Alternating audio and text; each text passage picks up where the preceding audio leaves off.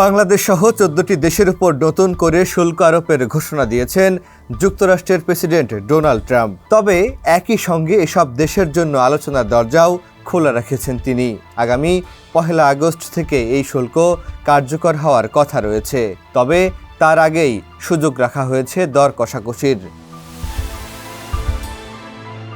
স্থানীয় সময় সোমবার জাপান, দক্ষিণ কোরিয়া, বাংলাদেশ, ইন্দোনেশিয়া সহ বিভিন্ন দেশের কাছে চিঠি পাঠিয়ে এবছরের এপ্রিলে স্থগিত করা শুল্ক ফিরিয়ে আনার ঘোষণা দেন ট্রাম্প। এই চিঠি তিনি নিজের মালিকানাধীন সামাজিক যোগাযোগ মাধ্যম ট্রুথ সোশ্যালে প্রকাশ করেন। চিঠিতে ট্রাম্প জানান, জাপান ও দক্ষিণ কোরিয়ার পণ্যের উপর 25%, ইন্দোনেশিয়ার উপর 32%, থাইল্যান্ডের উপর 36% এবং বাংলাদেশের পণ্যের উপর 35% শুল্ক আরোপ করা হবে।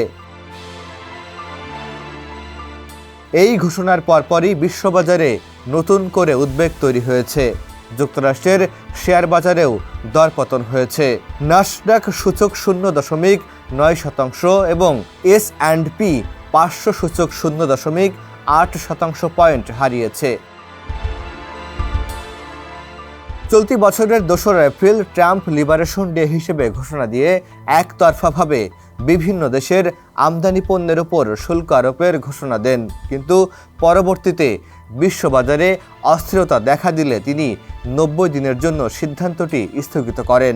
সেই সময়সীমা শেষ হওয়ার আগেই তিনি ফের নতুন করে শুল্ক আরোপের ঘোষণা দিলেন। ট্রাম্পের এমন দ্বিমুখী অবস্থানে বৈশ্বিক অর্থনীতিতে নতুন করে অনিশ্চয়তা তৈরি হয়েছে। যুক্তরাষ্ট্রের মিত্র দেশগুলোর মধ্যেও দেখা দিয়েছে উদ্বেগ।